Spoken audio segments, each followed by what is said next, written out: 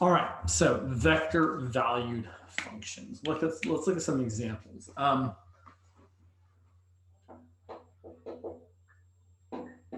So basically, the idea of a vector valued function is it's literally a vector where each component is given by a function, usually of a parameter t. Or you can use other things, but t is pretty common. Here is an example of one describing the motion of a cycloid. So a cycloid, for those of you that don't know, it's an example they definitely use in your textbook. Basically, the idea of a cycloid is that if you have some wheel of a particular radius and it rolls, so let's say we start the wheel here, and it's got some radius r. You're basically looking at where one point moves as the wheel rolls. So if this wheel starts rolling this way, that point is going to, it's going to travel up like this, halfway through a full revolution. So once it's, rolled, so that this point is touching the bottom, maybe like over here, something like this. And the point we are interested in will have rolled to the top. So we'll do something kind of like this, and then it'll kind of do that again. And then it'll keep doing the same sort of thing, right? So it'll travel through this cycloid motion. And one could figure out what this looks like. Let me draw a picture for you guys, just because it's kind of neat to see how this is derived.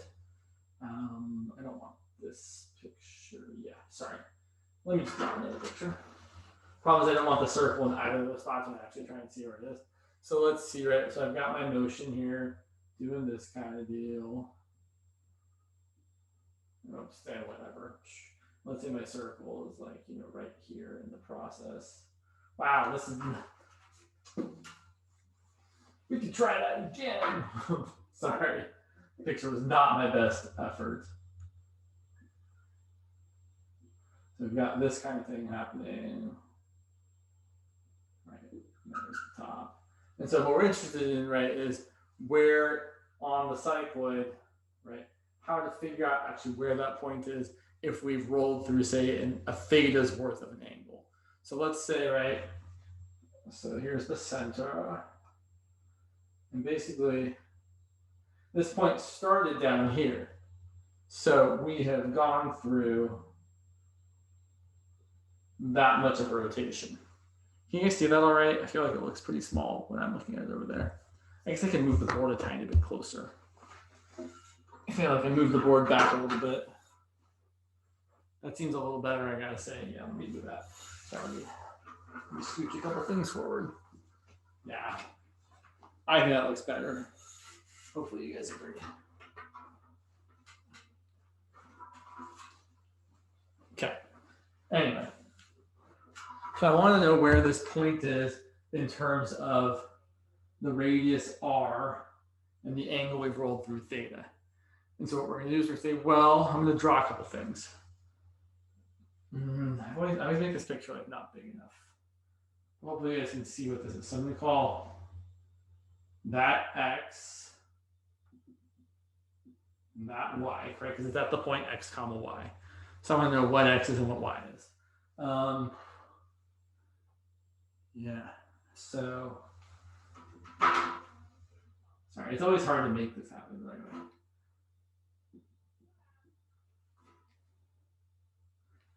So here's y again. Here's r minus y, right? There's the angle theta. There's r again. And this length here, that's going to be r times sine of theta. And this length here is also equal to r times cosine of theta. So we can say that, let's see, it looks like, what was I going to say? There was something I was going to say. Oh, yeah. And then this length here is r times theta, right? It's the length of the arc length we've gone through, radius r, angle theta, arc length is r times theta. So x equals r theta minus r sine theta. And y is equal to, let's see. So this length is r, so y is equal to r minus r cosine theta. Cool, maybe. So then here's what we do. We're going to say that the radius is 1, because you could do this for any circle. Let's just say the radius is 1. And let's say that theta we will replace with the parameter t. So that we can actually give the coordinates for the cycloid, if it's a radius, circle radius 1, by r equal to, sorry, not r, apologies. X equal to t minus sine of t, and y equal to 1 minus cosine of t. Now, the way we write the vector valued function is by just putting the x and y coordinates into a vector. So we would see that the vector r of t, sometimes people write it with an arrow above, some people don't. Typically in your textbook, instead of an arrow above, they use a boldface type. So it'd be boldface r of t. I feel like I'm very in the way of the board here. I feel like I can move this. Sorry, I cleaned up my room and moved everything around, and I feel like the stuff is not situated exactly how it was before. But r of t is equal to the vector.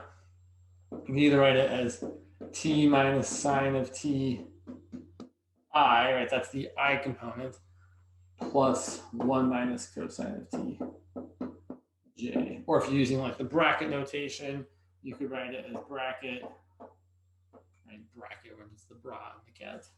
T minus sine t, comma 1 minus cosine t.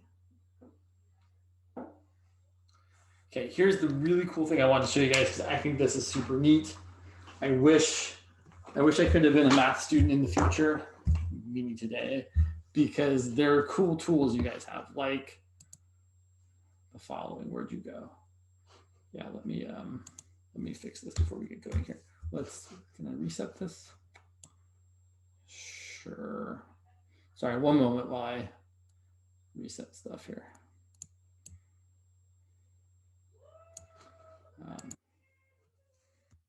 Do that. Cool. Well, let me share my screen. So there are lots of graphing programs, but one of the ones that's most useful for graphing things in 3 dimensions is Geogebra. It sounds like someone's talking about their bros. I Googled graphing vector valued functions on Geogebra, got to this. So if we plug in, wow, I'm a little close to the board here. If we plug in t minus sine of t for the x coordinate, so t minus sine of t, and 1 minus cosine of t for the y coordinate, and 0 for the z coordinate, because z is not doing anything for this one.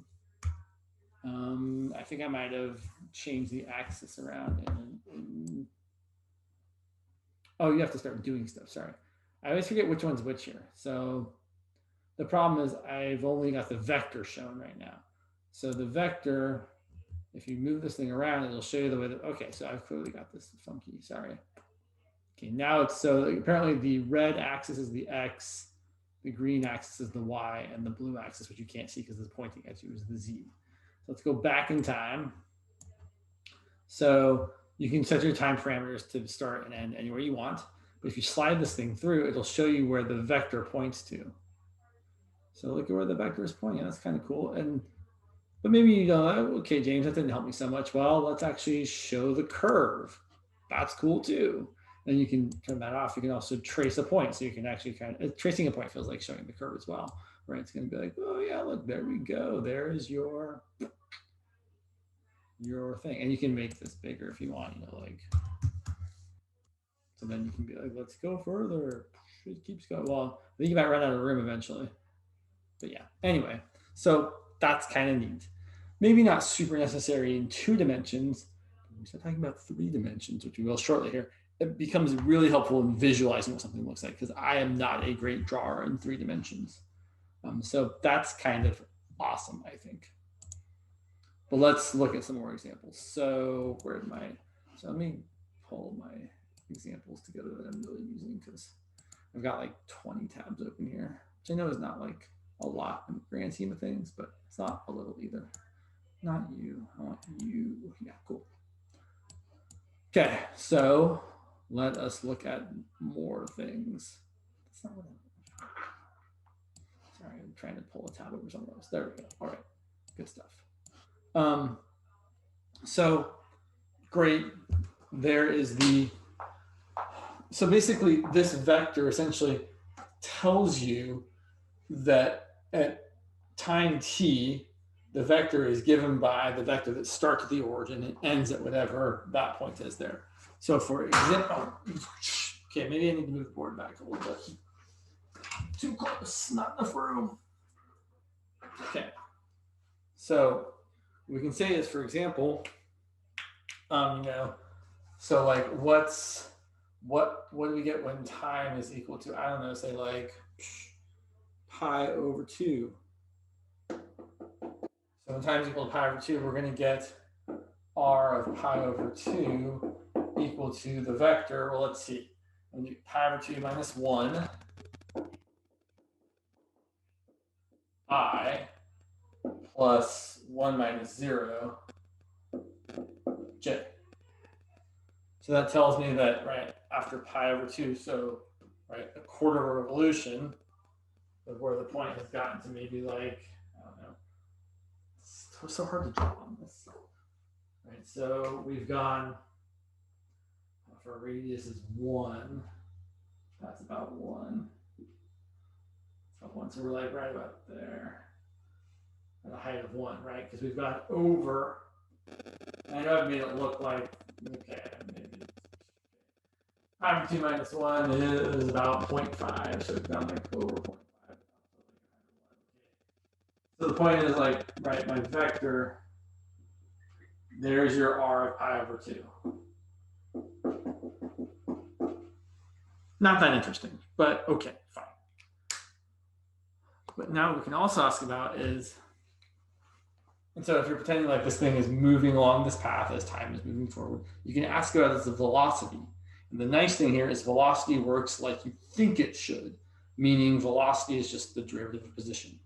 So if this is your position vector, then your velocity vector at any time t is just the derivative of your position vector value function. Great. So that's going to be, let's see, the derivative of this is going to be, sorry, like brain work, 1 minus cosine t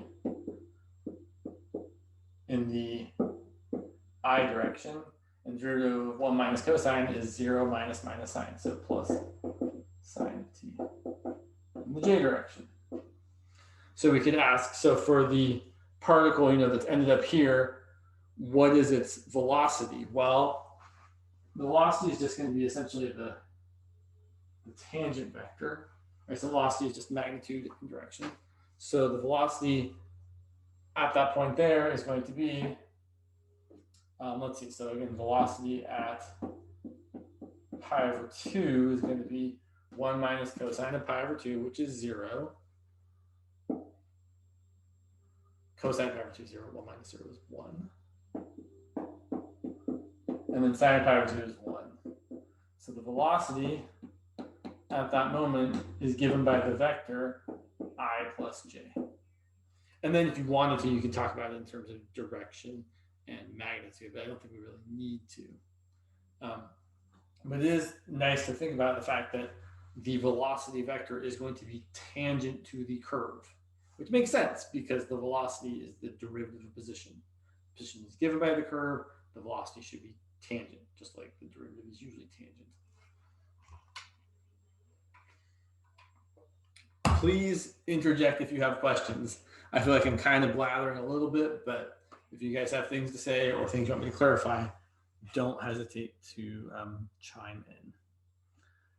Let me draw this picture one more time. So, actually, here it is right there. Perfect. Good planning.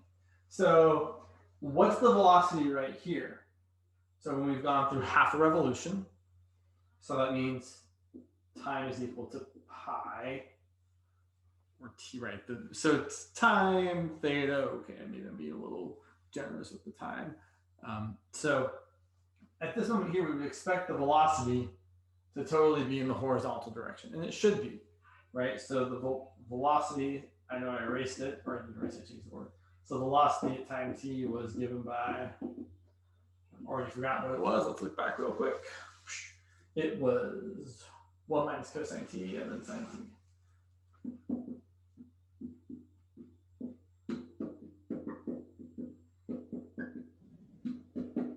So the velocity at time pi or through angle pi is going to be 1 minus cosine of pi. Cosine of pi is negative 1. So it's going to be 2i. And sine of pi is 0. So yeah, the velocity at pi is going to be exactly in the I direction and nothing in the J direction. Kind of neat. You could also talk about acceleration.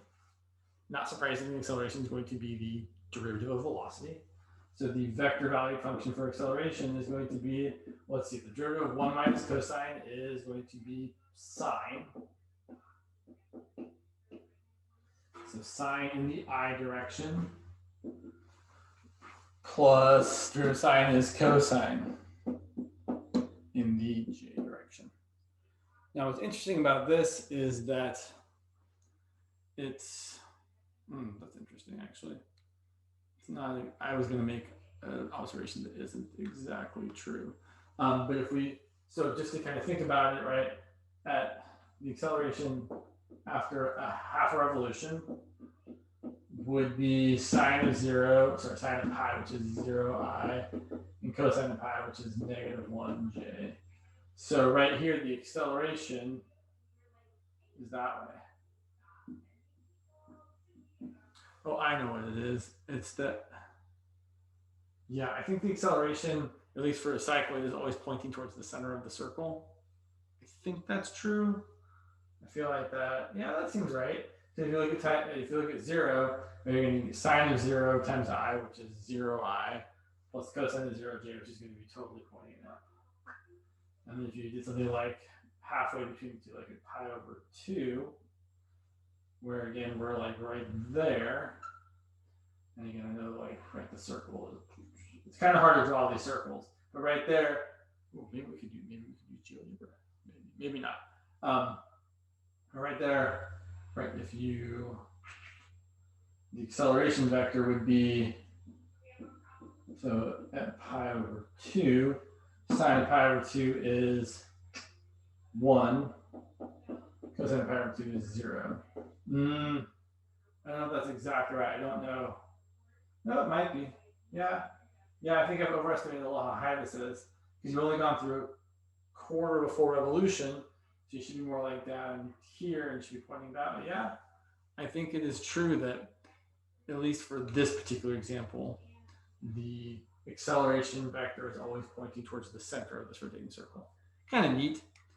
Not super important. There might be something more to say about that that I could probably see in the book. Okay, let's talk about another example where we have a z component, where things get much harder to draw. I might show you some of the pictures Grant has drawn, because Grant draws better pictures than I do. So again, the takeaway here, though, really is that there are these things called vector valued functions that give us position, the derivative gives us the velocity, and the derivative of that gives us the acceleration. So what we're thinking of here is, in fact, let me give you an example. So let's say our vector value function for position, r of t, is given by the following. This is a very kind of classic example. Cosine of t in the ith direction plus sine of t j direction plus t in the k direction. Or if you prefer, you can write it as cosine t, sine t, t. I kind of do start to prefer this notation when we start talking about vector value functions. It feels like it's a little easier to write it.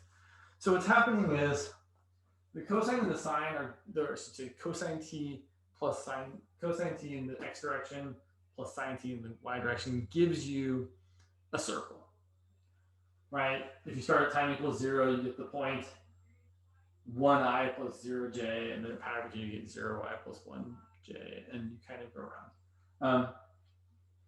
If you let x equal cosine and y equal sine, you can see you've got a circle of radius 1, because x squared plus y squared equals 1.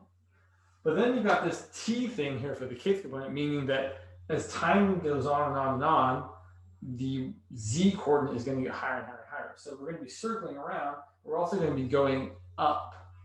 So I'm not great at drawing this. I will try. But the idea here is that, so this is the x, this is the y, and this is the z direction. We're starting, let's say this is 1, 1. We're starting here at time 0. Oh, I suppose the idea here is that we're kind of thinking like a particle is traveling along this path as time increases, right? So at time equals 0, we're starting here. And then as time increases, the particle travels along the path drawn out by this thing. So at time equals, say, pi over 2, you're going to get 0, 1, pi over 2.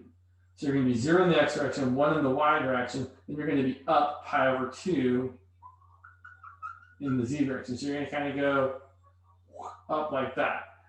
And then from pi over 2 to pi, you're going to, so right here's x, y, so you're in quadrant 1, and then we're going to be going back into quadrant 2, right, where you're positive y, negative x. So this is where my picture is about to fall apart. But right, so if we go to pi, cosine of pi is -1, sine of pi is 0, and pi. So right, so here's pi over 2, here's pi. So we're supposed to be 1 in the negative x direction and up pi in the z direction. So we're kind of like, but see, like, you can't, it's hard to see what I've done there. Let me show you Grant's much better picture so you can see it. Let me do this. Should I want to, okay, fine, you won't find this, I want to do that, okay. So let me share this first. So here's Grant's a very lovely picture of a helix. Basically, he drew a cylinder and then said, yeah, this thing kind of traces out this pattern. It's not particularly easy to draw, although you should, even though I'm clearly failing at it, you should try to practice drawing some of these things. There's also good pictures in books. But then, so let's, I wonder if there's a way to, like, I know I can erase, but how do I reset? Okay, well, anyway, we said red was X, green was Y, and blue was Z. So let's actually delete some stuff. Okay, try to delete some stuff. Yeah, fine. And then let's reorient ourselves in the usual way so that you've got positive X coming out. Ooh, X is red, right? So positive X, positive Y, positive Z. And let's actually do it. So I'm going to have X was cosine. Yeah. So you can't do more than one at a time. Y was sine of t. And Z was just t. Then you actually have to do, so you can show the curve. Oh, I did cosine of 2. That's not going to work. It needs to be cosine of t. And Z got, sometimes you write 2 and you mean to write t, or at least I do. There we go. So I've got something a little extra there too. I've got the vector. Let's turn off the vector for a second. So you can kind of see, hopefully, oh yeah, we're kind of doing this helix thing. We're going around the z-axis and we're going up and up and up and up and up. I think that looks pretty great. I mean, you know, I might be a little biased, but yeah, I'm pretty, you guys are like, stop, you're making me dizzy. Okay. You can also, of course, turn off the curve and do the tracing. And so it is important to make sure, like, your t value, I guess you have to scroll up there. That's kind of fun. So let's trace the point out, and then we can be like, oh yeah, look, pretty cool. And you can even, if you want to kind of make it look a little more exaggerated, you could maybe make it x equal to, like, say, let's go 4 cosine t and y equal to 4 sine t, and then you can trace it out and be like, hopefully I didn't screw anything up. Yeah, fun times. Anyway, we can also show the curve. Yeah, it looks pretty good. Oh, that's a good view there. Yeah. I will also point out, right, you can obviously change things around. So like if you change one of these to be maybe like 2, I wanted these to be, you know, like 3. Let's erase the other stuff we've got. Right, this one is elliptical, right? Instead of being circular, but it still has the same helix kind of deal where as time goes on, you're going around and around, but you're also going up. You could also go up faster. Then you need to, so to really see it, you need to make the biggest t value be able to be a little bit bigger. Let's make it like 100. Oh, you know, I've got, so there are limitations, as you might have noticed. You can't go up too high, otherwise you got, right, you'll just run out of space. I don't think there's a way to. Oh my god! Oh my god! Super huge. I was going to say make this like divided by 10, and then you can kind of see some of it. But this one, right? The up part is not as, I guess, linear is the word I would use. Right before, as you went around, you would go up kind of by the same increment each time. But here, since you're going up as a square instead of as just as a function of, right, as a linear function of t, you're going to, the up part is going to increase vastly compared to every revolution you make. Okay, enough playing around. I'm just having too much fun with this now. I think, obviously, maybe not obviously, I think it's pretty obvious that I think that's a cool tool to use. It's fun. You can make neat pictures. You can importantly, you can kind of see how things look. And then we could also talk about, so I don't think it's particularly helpful. Yeah, it's too bad you can't put 2 of those. What I want to do is put the acceleration and the, or like the velocity and the position vector on the same kind of graph. Or I want the position curve and I want the velocity vector, but oh well, you can't get everything you want. But if I try and draw this picture more like Grant has drawn it, smartly. So right, I've got like a cylinder. My drawing skills, I think, have maybe lost a touch or two. I blame COVID. COVID ruined my drawing skills. They used to be amazing. You guys, I apologize. It's all COVID's fault. Not really. My drawing skills have always been mediocre at best. So, but right, if we draw this thing, right, we start here when time is 0. We're, you know, x, y, z. And we know, so 2 pi is going to give us 1/4 revolution. So once we get up to 2 pi, so sure, let's say this is 2 pi. We should end up back, kind of like right there. So this should be, right, we should end up being back here. So we should look kind of come up that way. And then kind of down that way. Okay.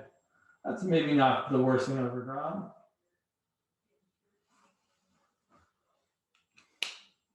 So there's our helix. And then we're interested in like, what's the velocity of this thing at whatever time? Well, that's just some derivatives. That's going to be negative sine of t, cosine of t, 1. So at the beginning, right, the velocity is going to be 0 in the x direction, which makes sense because we're going that way. And it's going to be 1 in the y direction and 1 in the z direction. So we're going nowhere in the x direction, but we're going over and up. So it should look tangent, my picture.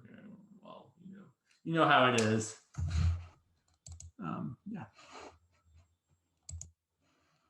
Sorry, I've lost my mind and my place, more importantly. Where did I put that? Sorry, I did actually. Did I close the thing? Oh no, I forgot. I went full screen, and so it went somewhere else. When you go full screen, it creates like a new desktop. There we go. Okay, good. Got it back. Okay. Oh yeah, we can do that too. Let's check that out. So yes, velocity is this. Acceleration derivative again. So derivative negative sine is negative cosine. Derivative cosine negative sine. Derivative 1 is 0. And then also kind of interestingly, we could ask, if you go through one full revolution, how long is that curve? How long is it from here to here? Well, we know how to find the length of curves.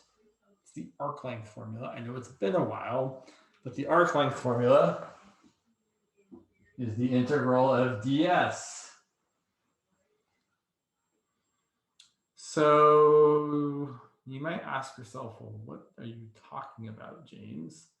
And so basically, we're trying to find the, gosh, how do I say this the right way? How do I say this the right way? Yeah, it's integral of the square root of the magnitude of the velocity vector. Which might seem kind of crazy. You might wonder, like, how is it working that way? Excuse me. Sorry.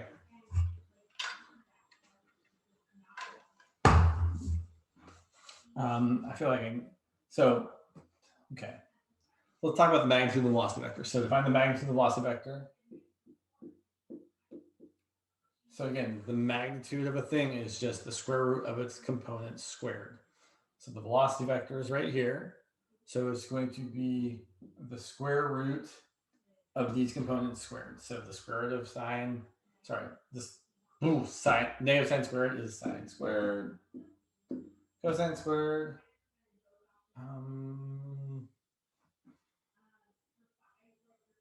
Oh, okay. I see the problem. I'm looking at this. I picked a slightly different example. That's fine. I was like, why does he have a t squared there and I have a t? That's because I have a t and he has a t squared there. So you have sine squared plus cosine squared plus 1 squared.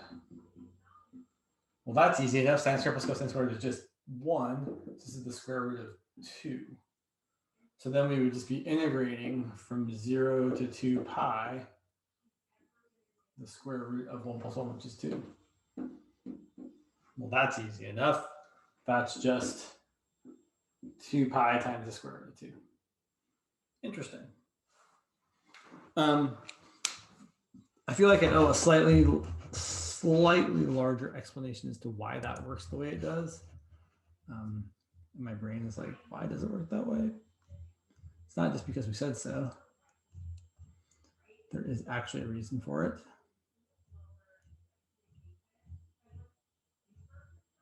Sorry, I'm trying to remember where it is here. Yeah.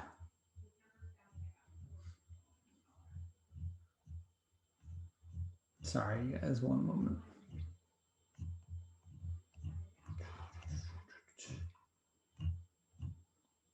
Yeah, okay, that's what I thought. Good. It's because the arcline formula works the way it does, right? So if you remember before, the 2D version of the arcline formula is that, well, there's like 3 versions, but the parametric version is that the arc length is equal to the integral from a to b of the square root of dx dt squared plus dy dt squared plus dz dt squared dt. Oh, sorry, the 2-dimensional version doesn't have the dz dt part, right? This was our 3rd arc length formula version where it was just, oh yeah, instead of 1 plus dy dx squared dx or 1 plus dx dy squared dy, it was dx dt squared plus dy dt squared. Well, now we're just extending that to 3 dimensions. So in 3 dimensions, it actually is dz dt squared. But these are just the components of the velocity vector, right? If the position vector is given by x of t, y of t, z of t, then the velocity vector is exactly just given by those derivatives, x prime of t or dx dt, y prime of t, z prime of t. And the magnitude of this vector is exactly the square root of those things squared added together.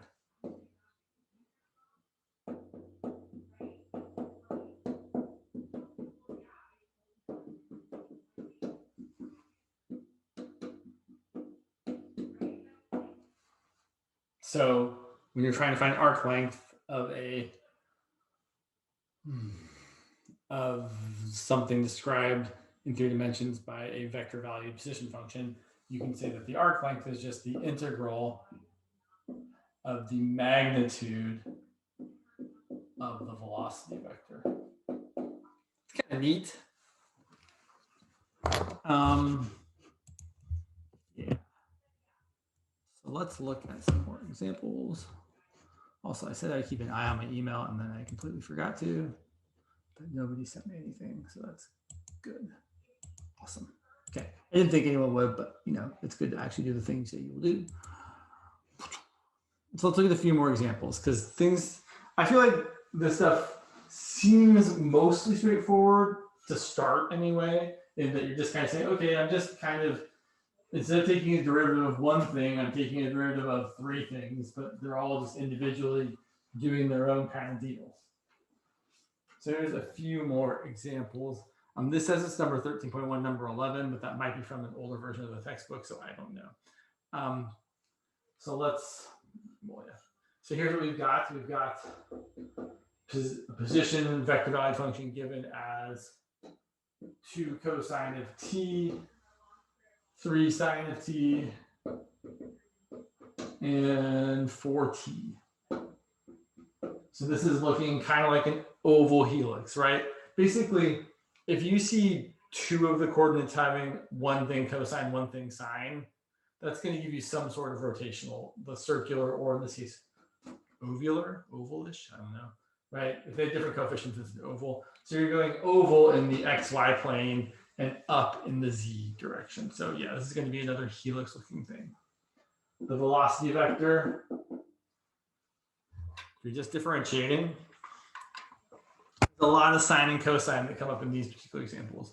The velocity vector here is going to be -2 sine of t, +3 cosine of t, 4. And the acceleration vector is going to be -2 cosine t, -3 sine t, 0. It is kind of interesting that for these oval or circular ones, basically often the acceleration vector ends up being, at least in the circular part of it, coordinates, the negative of that, because you differentiated twice, and the second derivative of cosine is negative cosine, the second derivative of sine is negative sine. So you kind of end up the negative of your position vector, which is, I just think, interesting. And then we can also ask things like, at time equal to pi over 2, what is the speed, not velocity, and direction? So we're really asking for the velocity broken up into its components. So I need to find the velocity at pi over 2. Okay, I can do that. So the velocity at pi over 2 is going to be the vector -2, 0, 4. And now I just need the magnitude and the direction. So the magnitude of v of pi over 2, right? Again, magnitude is just square root of the things squared and added together. That's going to be the square root of 20, or if you prefer, 2 root 5. The direction, well, there's our direction vector. So there's the, I would, if I was like not paying attention, be like, oh, there's the direction, but we should normalize it or unitize it to make it a unit vector. So the direction is going to be this vector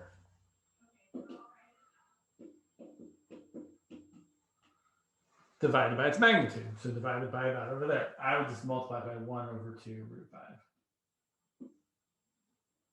You could distribute that to each component. I don't particularly find that necessary. Yeah. And then if we wanted to, we could write the velocity as a product of speed and direction, but that seems just kind of silly because, I mean, it seems kind of dumb to say it's this times this when you know it's just that, but that is what it would be. If you wanted to break velocity up into its speed and direction components, that's how you would do it. It would be this times this, or maybe then you distribute this and make it look a little bit different. Yeah, let's look at more things. Again, if you guys have other things you want to talk about, I'm happy to take requests. Like a wedding DJ, I'll take requests. But if I don't get requests, I'll just do my own thing. All right. Now I'm thinking about the wedding singer. That opening part is. Anyway, let's do this one. Let's find the line. Again, remember, if we're in 3 dimensions, we got to think about the line parametrically. So find the line tangent to. So tangent line, when we're talking about position vectors, means we're probably thinking velocity. But find the line tangent to r of t equal to the position vector sine of t, t squared minus cosine t, e to the t. Whoops. We should be using the same sort of thing. And maybe afterwards we'll look at what this looks like, because I'm kind of intrigued. So let's find the derivative, right? For finding the equation of a tangent line, we need the derivative. Oh, actually, and we also need a point. So at t equals 0. So here our point is r of 0, which is 0, 0 minus 1, 1. Yeah, I mean, I guess it's the point. It's a vector. I guess no. I should really use. It's not a vector, right? We actually want the point. And then the direction is the derivative. So it's going to be dr dt, also known as v of t. So the derivative is given by the vector cosine t, 2t plus sine t, and e to the t. And so our direction at 0 is going to be given by v of 0, which is going to be 1, 0, 1. And this time I do mean to have the vector notation, right? Because we were actually going in this direction. So we know how to write a parametric equation for a line when we have a point and a direction. With all the points, so our parametric equations are x, y, and z equal to the point part. So 0, -1, and 1, plus t times the vector part. So 1t, 0t, 1t. That's how we can write our parametric equations. So x is equal to t, y of t is equal to -1, z of t is equal to 1 plus 1t. We can also write it as, so oftentimes people start writing this as the tangent line, I guess. So the tangent line, you could also write it as, literally as vectors. You could write it as I guess it's points maybe. 0, -1, 1, plus t times 1, 0, 1. It's also something people do. I'm intrigued to see how this looks. I know we're not computing anything when we see how it looks, but I do think it is valuable to try to develop an intuition for how things look. Thinking about this, the t squared minus cosine is kind of throwing me off. Like if it was just sine and cosine, I'd be like, okay, we're going around, e to the t is going up as t gets bigger. But the t squared minus cosine means this is going to be getting bigger, but kind of like super big as time goes on. So let's take a look, because we can. Because we have all these wonderful tools that did not exist when I was a student. So we probably don't need to go to 100. That seems a bit extreme. But let's go ahead and So we've got sine of t, not 2, sine of t. Good God. All right. T squared minus cosine of t.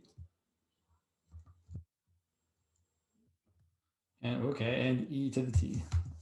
So the problem with this, as you might recognize, is we're somewhat limited by how, like, by the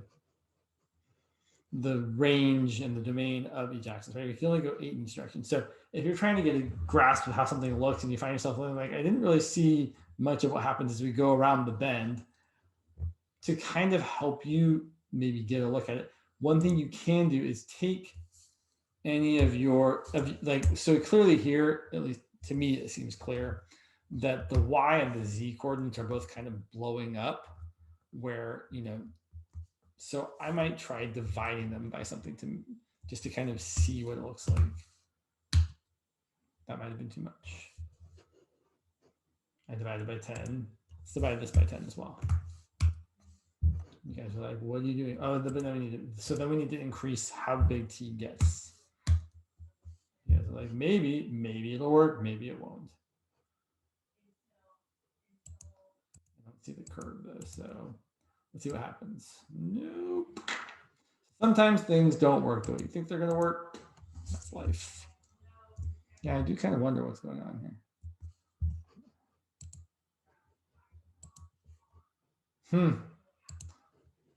Let's change it up a little bit. I want to see a few things now. Now I'm curious. Oh, that's the, so something funky is going on here. So maybe we are limited in our scope of what we're actually able to do. Let's take a look. So if you look up here, it's telling you what you've got. Let me go ahead and see. Can we do this even?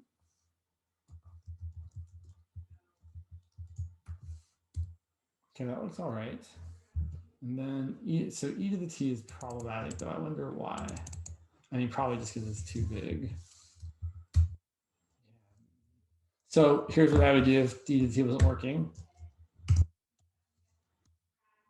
There, right? I mean, I know it's not exactly e, but close enough for what we're trying to look at. So this, okay, at least gives us some sort of idea of how things are looking.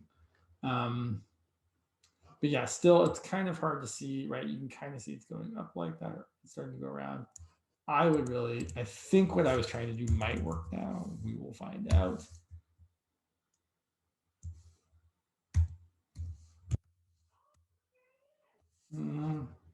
Why is it done? I don't know why. Clearly doesn't like what I've done there. Maybe it's not liking that as the division symbol. We can just do, how about this? 0.1? Nope. Oh, I know what I need, like the multiplication symbol. Nope. Okay, well, clearly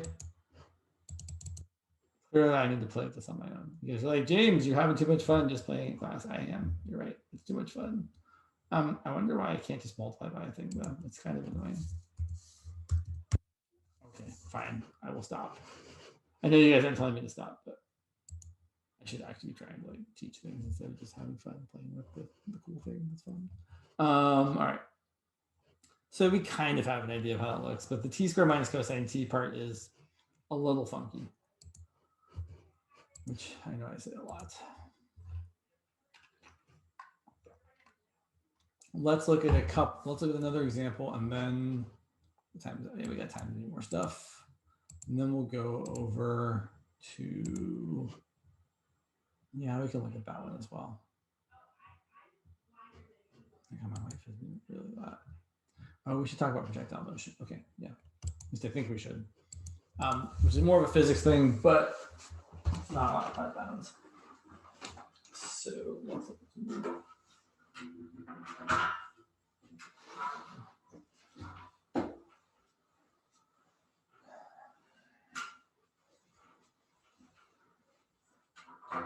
all right. So let's look at this example. Given the following. Let's say we are given that, okay, the second derivative, also known as acceleration of position, d squared r dt squared is equal to negative 32k. K is a constant we do not know.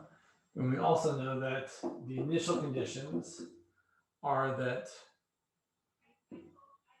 R of 0. This is interesting. I wonder, I feel like I'm missing something from this. Oh, K. K, James. K like as in the unit vector in the Z direction. So let me make this a little bit more clear. This, if you prefer, is this. Sorry, I was like, K, what do they mean K? Because often we use K for a constant. So that might be better notation to avoid confusion. So, and I know that the R of 0 is 100K. Or if you prefer 0, 0, 100. And we are also given that dr dt, or if you prefer v of t, evaluated at 0 is given by 8i plus 8j. Or if you prefer, 8, 8, 0. And the question is, what is the position vector R of t? So this is very similar to problems where, given the second derivative, you have to anti-differentiate twice to find the original function, but then you also have to like use some initial condition knowledge to fill in what the blanks are, meaning some of the constants. So let's go ahead and start with, let's start with this. So we know that the second derivative is equal to negative 32k. So anti-differentiating that, we know that, sorry, anti-differentiating this, we know that the antiderivative, so dr dt, or if you prefer v of t, so the antiderivative of this is going to be some constant, some negative 32t times, no say yeah. So we're going to get constant, negative 32t plus a constant. That feels dumb to write. Maybe not dumb, but there's a better way to write. So basically, we're going to have the, oh, I'm sorry. I didn't see your, I sometimes accidentally cover up the chat. I didn't see your question. But no, I'm not sure what you're asking about specifically, but it's not a partial derivative.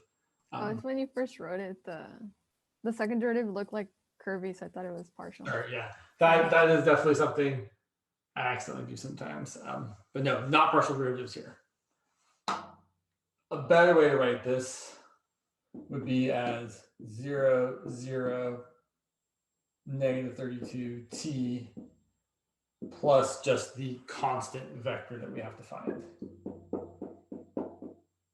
Or even as negative 32t in the k direction plus the constant. Either way is fine. But basically, so we need to use our initial conditions to figure out what this constant is. And we know that at t equal to 0, the velocity is given by this vector.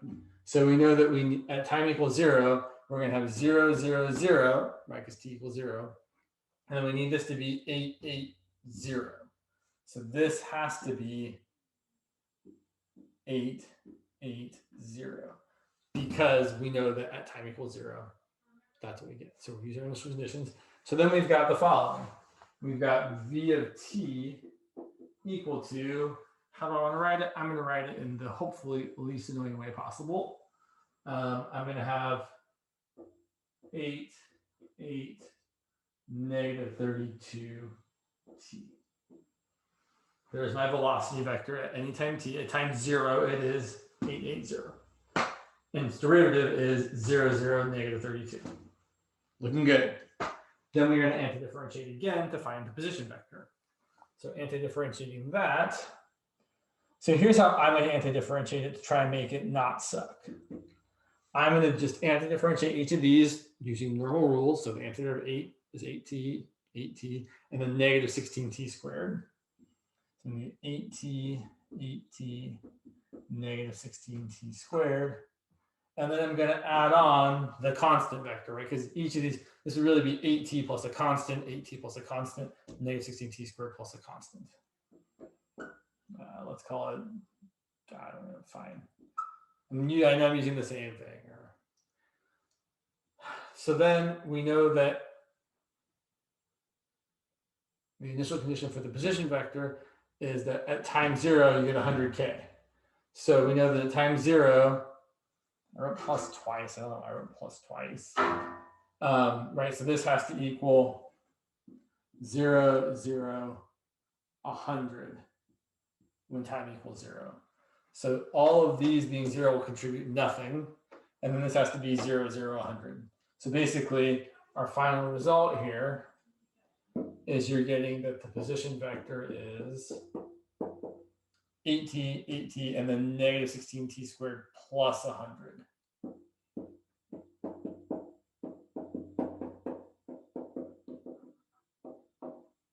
This has the right initial conditions. If you plug in 0, for the position is 0, 0, 100. Its derivative is 8, 8, negative 32t. And you plug in 0 for that, you get 880. And its derivative is 0, 0, negative 32, which is what we were given as the second derivative. So it works. So basically, when you're anti-differentiating, you don't just add a constant onto one coordinate, you add the constant onto all the coordinates, and then you have to use your initial condition vector to figure out what those constants are. Kind of not terrible, maybe.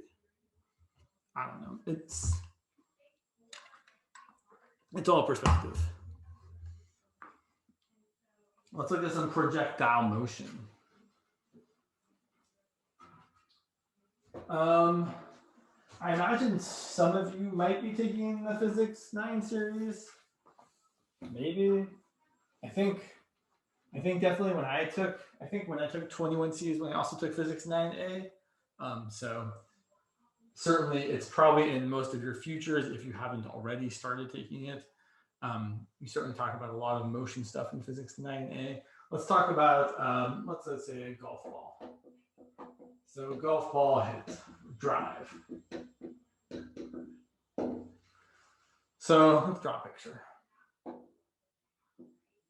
So we're going to try and hit a golf ball over a 10-foot tree, I believe.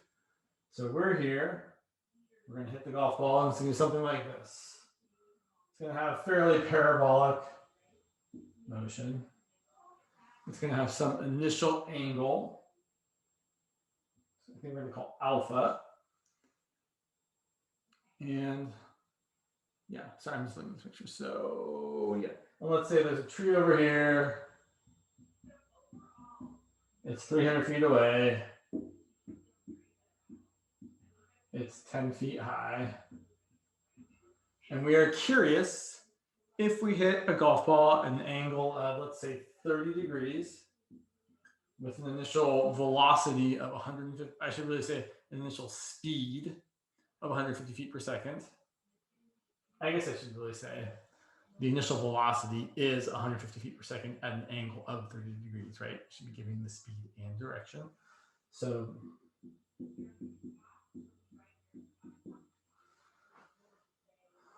are we going to clear the tree? Well, we need to write some equations. So our position vector, what is our position vector? Well, we need to think about the x coordinate and the y coordinate, assuming that there isn't any air resistance. So the ball isn't slowing down because of air, right? It's going the same speed in the x direction the whole way through, even though I know that's not realistic. It is often the assumption we make when we talk about projectile motion. I know golf balls are extra special because they have all the dimples and they do some weird spinny things, but we're just going to pretend like you throw a ball that way, you hit a ball that way, the x horizontal speed doesn't change, and the vertical speed does change because of gravity. So we're going to be going our initial speed, v naught, times whatever our x portion of it is, which is going to be cosine of your angle alpha. That's how much we're going in the x direction. Oh yeah, and then times, of course, t, right? How long we've been going. So this is a v naught cosine alpha is the speed you're going in the next direction, and then we're multiplying by how long we've gone that way, in that direction. And then the y part is a little bit different. So the initial velocity in the y direction is v naught sine of alpha, but then we're going to lose velocity, right? We're going to lose velocity because of gravity. So we're going to have to subtract minus 1/2 gt squared times, no, sorry, no times t. There's a t there, apologies. So I'll make sure everyone's cool with this. Yeah. Like, I'll make sure I'm cool with it. Right, the derivative of this, just so everyone's okay with this, right? The derivative of this would be v naught sine of alpha minus g times t, right? So there's your initial speed in the y direction minus the effect of gravity times time, right? So right, every second you're losing velocity. And then the derivative of this would be 0 minus g. And so your acceleration is negative gravity. Your velocity is the antiderivative of that. Your position is the antiderivative of that. That's how we're arriving at this equation. And your initial position in the y direction should be 0, right? If you plug in 0 for t, you get 0 minus 0. If you plug in 0 for t, you get 0. So our initial position is definitely 0, 0. And the derivative of this is just your initial velocity in each direction. It's v naught cosine alpha, comma, v naught sine alpha minus gt.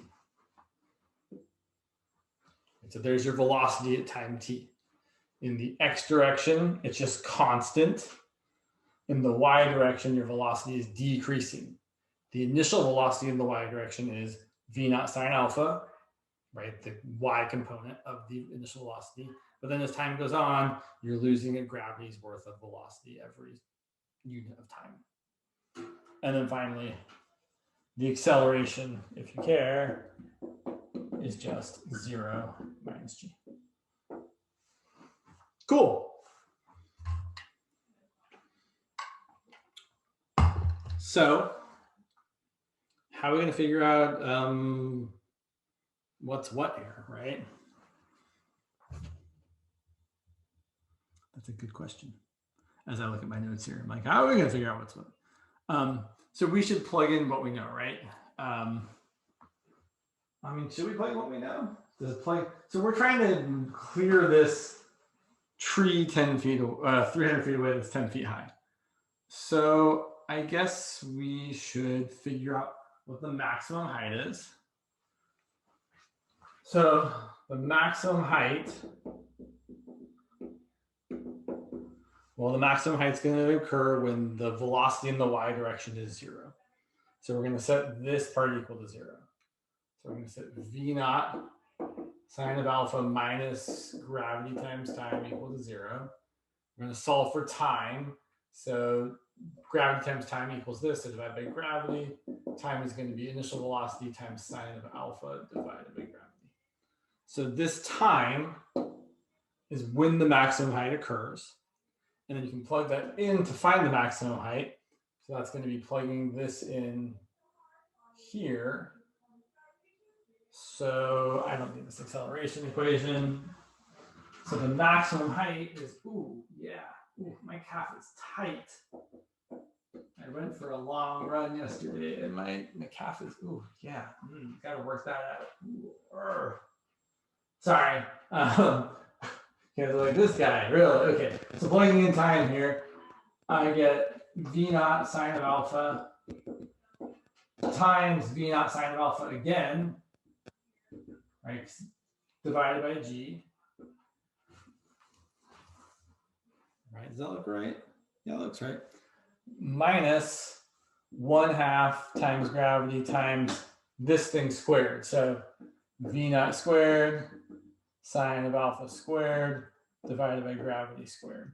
If you look at this, Gravity cancels, gravity cancels. This and this is just the same. This is v naught squared sine squared over gravity minus 1/2 v naught squared sine squared over gravity. So you get 1/2 v naught squared sine squared of your angle over gravity squared. Over gravity, not gravity squared. So that's your maximum height. So, sorry, there's a lot of calculating here to be done. So to find the range, because we want to find, we're trying to figure out how far we go to see if we can actually clear this tree.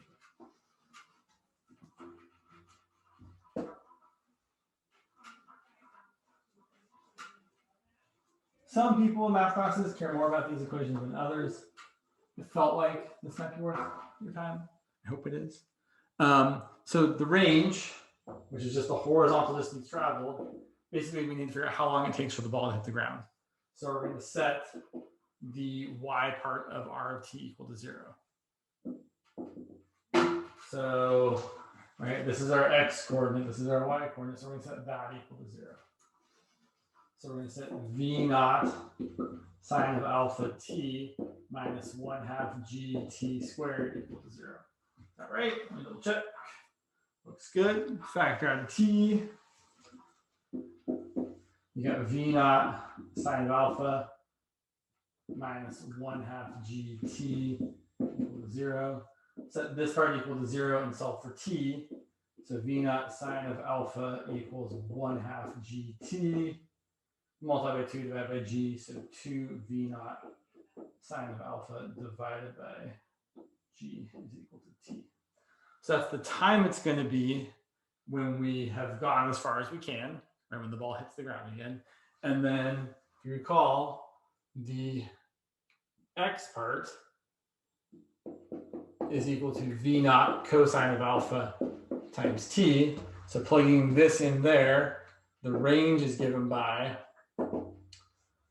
v naught cosine of alpha times all this garbage, 2v naught sine of alpha over g. Now the nice thing about this is this actually works out really nicely. You get v naught squared, and 2 sine alpha cosine alpha is sine of 2 alpha over g. So that's the range. Okay, good times. So now, is the ball going to clear this 10-foot tree that's, can't change the, sorry, I thought it said 300, it's actually 380 feet. That 8 looked like a 0. So are we going to clear this tree? Well, that's an excellent question. I don't think we needed all that to answer this, but it's still nice to know. Also, it should be pointed out, which is going to be a surprise to, I think, no one. You get the maximum range when the angle is 45 degrees, because 2 times 45 degrees is 90 degrees, and sine of 90 degrees is 1. So again, I don't think that's a big surprise for anyone. If you're hitting a ball, you typically want to hit it at a 45-degree angle to maximize how far it goes. Again, making a lot of assumptions about how things are working in the real world. But let's go back to the question. Can we clear this? So basically, are we getting over the point 380, 10? So I guess I would try to answer this by saying, well, when x is equal to 380, let's solve for time. And then if we plug that into y, are we getting a big enough y value? So let's see, our v naught, so 150. Cosine of 30 degrees is the square root of 3 over 2. Times time, we're going to set that equal to 380. That look right? Yeah, that looks right. And so then, solving for t, let's see, we get t equal to 380 times 2 is 760 divided by 150 root 3. It comes out to be just under 3 seconds. It's approximately 2.925 seconds. I'm definitely using the notes to see what that is. So then if we plug that in for t here, we're going to get that y is equal to So again, V naught's 150. Sine of 30 degrees is 1/2 times our t value, which I'll just write t for now, minus 1/2. Oh, gravity. What's gravity? Well, we're working in feet. Gravity is negative 32 feet per second squared. That's going to be a negative 32 times t. Oh, actually, I've already counted for the negativeness of it. Don't be throwing in an extra negative there like me. And then t squared here. So plugging that in, we've got, let's see, 75 times 2.925 minus 16 times 2.925 squared. And calculating this, we get approximately 75 times 3 is like 225 minus 16 times 9. I'm going to just call this 3. This is approximately, I know it's a little less than 3. Okay, whatever. 225. 16 times 9 is 144. So we're looking at approximately, enough. 56 plus 25 is 81. Definitely tall enough. We probably could have made that tree a little taller.